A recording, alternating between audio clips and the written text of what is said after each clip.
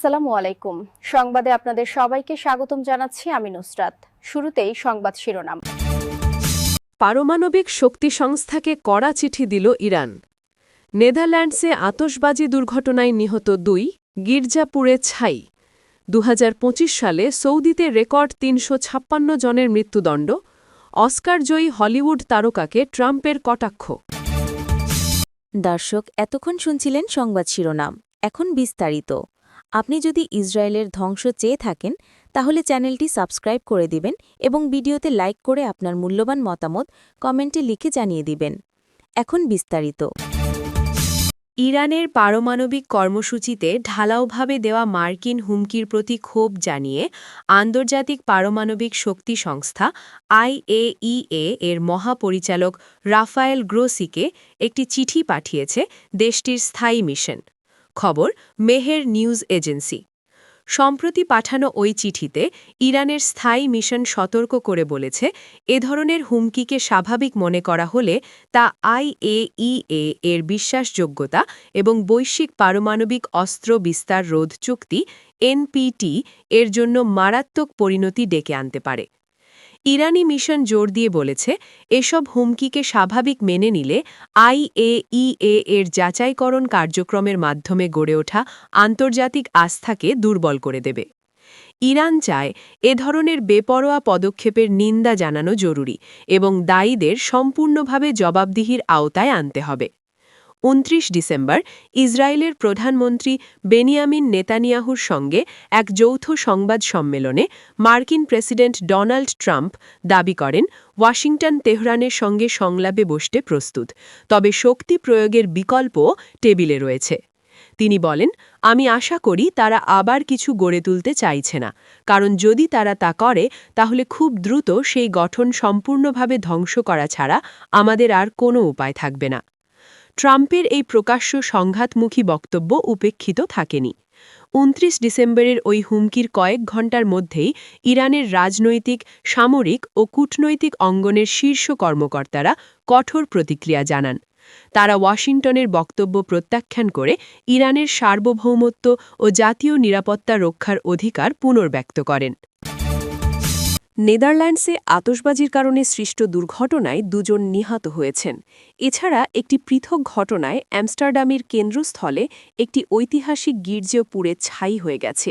বৃহস্পতিবার ১ জানুয়ারি আল জাজিরার খবরে বলা হয়, নেদারল্যান্ডস ঐতিহ্যগতভাবে নববর্ষ উদযাপন করে।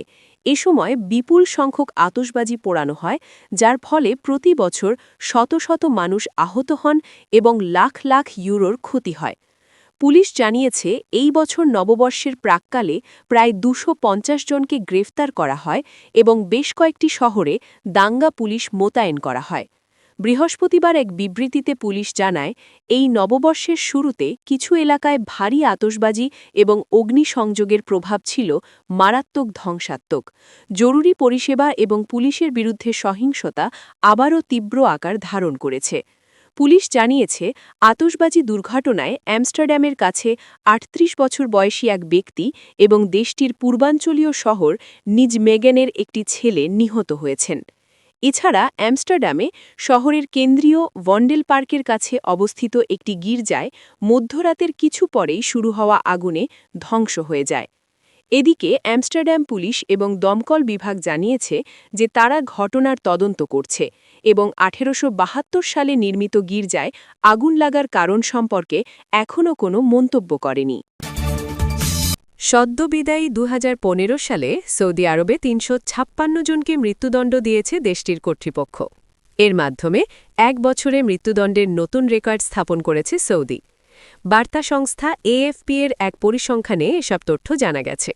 বিশ্লেষকেরা বলেছেন, সাম্প্রতিক বছরগুলোতে চালু হওয়া মাদকবিরোধী যুদ্ধের সঙ্গে মৃত্যুদণ্ডের সম্পর্ক রয়েছে। মাদকবিরোধী অভিযানে অনেককে গ্রেফতার করা হয়েছিল। আইনি প্রক্রিয়া শেষে তাদের মৃত্যুদণ্ড দেওয়া হয়েছে। সরকারি তথ্য অনুযায়ী ২০১৫ সালে শুধু মাদক সংক্রান্ত মামলায় ২৪৩ জনকে মৃত্যুদণ্ড দেওয়া হয়েছে। এই নিয়ে টানা ২ বছর মৃত্যুদণ্ড কার্যকরের নতুন রেকর্ড করেছে সৌদি আরব। ২০২৪ সালে দেশটিতে ৩৩৮ জনকে মৃত্যুদণ্ড দেওয়া হয়েছিল। 2022 সালের শেষের দিকে মাদক সংক্রান্ত মামলায় মৃত্যুদণ্ড কার্যকরের বিধান পুনর্বহাল করে সৌদি আরব। এর আগে প্রায় 3 বছর ধরে নাশকতামূলক মামলায় মৃত্যুদণ্ড কার্যকর স্থগিত ছিল। মাদকবিরোধী অভিযান শুরুর পর থেকে সৌদিতে মহাসড়ক ও সীমান্তে পুলিশের উপস্থিতি বাড়ানো হয়েছে। সেখান থেকে মাদকের লাখ লাখ ট্যাবলেট জব্দ করা হয়েছে। গ্রেফতার করা হয়েছে কয়েক ডজন পাচারকারীকে।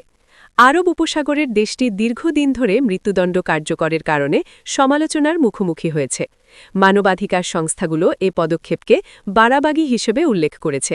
এই ধরনের সিদ্ধান্ত বিশ্ববাসীর সামনে সৌদি আরবকে আধুনিক দেশ হিসেবে উপস্থাপনের চেষ্টার বিপরীত উল্লেখ করে এর নিন্দা জানিয়েছে তারা। মানবাধিকার কর্মীরা বলেছেন, যুবরাজ মোহাম্মদ বিন সালমান ভিশন 2030 সংস্কার কর্মসূচি হাতে নিয়েছেন। মৃত্যুদণ্ড কার্যকরের চলমান নীতি তার সেই কর্মসূচি গড়তে এই সর্বজনীন ও সহনশীল সমাজের ভাবমূর্তিকে ক্ষুণ্ণ করছে। এবার সামাজিক যোগাযোগ মাধ্যম ট্রুথ সোশ্যালে এক পোস্টে অস্কারজয়ী হলিউড অভিনেতা জর্জ ক্লুনি ও তার স্ত্রী আমাল ক্লুনিকে কটাক্ষ করেছেন মার্কিন প্রেসিডেন্ট ডোনাল্ড ট্রাম্প। গত বছরের ডিসেম্বরে জর্জ ক্লুনি ও তার পরিবার ফ্রান্সের নাগরিকত্ব পান। এই নিয়েই মূলত ট্রাম্পের তোপের মুখে পড়ে এই তারকা পরিবার। এছাড়া ফরাসি নাগরিকত্ব গ্রহণের প্রসঙ্গ টেনে মার্কিন প্রেসিডেন্ট একই সঙ্গে ডেমোক্র্যাটিক পার্টির একাধিক শীর্ষ নেতারও সমালোচনা করেন। ক্লুনি দাউপত্যি ফ্রান্সের নাগরিকত্ব গ্রহণ করেছেন উল্লেখ করে ট্রাম্প দাবি করেন, ফ্রান্সের অভিবাসন নীতির কারণেই সেখানে অপরাধ সমস্যা বেড়েছে। এ প্রসঙ্গে তিনি প্রেসিডেন্ট জো বাইডেনের আমলের মার্কিন অভিবাসন নীতির সঙ্গে এর তুলনা টানেন। পাশাপাশি তিনি কমলা হ্যারিস, ক্যালিফোর্নিয়ার গভর্নর গ্যাভিন নিউসাম এবং মিনেসোটার গভর্নর টিম ওয়াল্ডসের নাম উল্লেখ করে ডেমোক্র্যাটদের ভবিষ্যৎ নেতৃত্ব নিয়েও তীব্র সমালোচনা করেন। এছাড়া জর্জ ক্লুনির হলিউড ক্যারিয়ার নিয়েও মন্তব্য করেন ট্রাম্প। তার মতে, ক্লুনি চলচ্চিত্রের চেয়ে রাজনীতির কারণে আলোচনায় ছিলেন বেশি। এমনকি তিনি বড় কোনো চলচ্চিত্র তারকা নন বলেও খোঁচা দেন মার্কিন প্রেসিডেন্ট। উল্লেখ্য, জর্জ ক্লুনি দীর্ঘদিন ধরেই ডোনাল্ড ট্রাম্পের প্রকাশ্য সমালোচক এবং ডেমোক্রেটিক পার্টির একজন সমর্থক হিসেবে পরিচিত। গত বছরের এপ্রিলে সিবিএস নিউজকে দেওয়া এক সাক্ষাৎকারে ক্লুনি জানিয়েছিলেন, ট্রাম্পের করা সমালোচনাকে তিনি কখনোই গুরুত্ব দেন না। সেই সাক্ষাৎকারে ক্লুনি বলেন, আমার কাজ যুক্তরাষ্ট্রের প্রেসিডেন্টকে খুশি করা নয়, আমার কাজ সুযোগ পেলেই সত্য কথা বলা। তিনি আরও বলেন, তার বক্তব্য নিয়েও সমালোচনা করার এবং ভিন্ন মত প্রকাশ করার অধিকার সকলের রয়েছে। আপনি যদি আমাদের চ্যানেলে নতুন হয়ে থাকেন, তাহলে চ্যানেলটি সাবস্ক্রাইব করে দিন।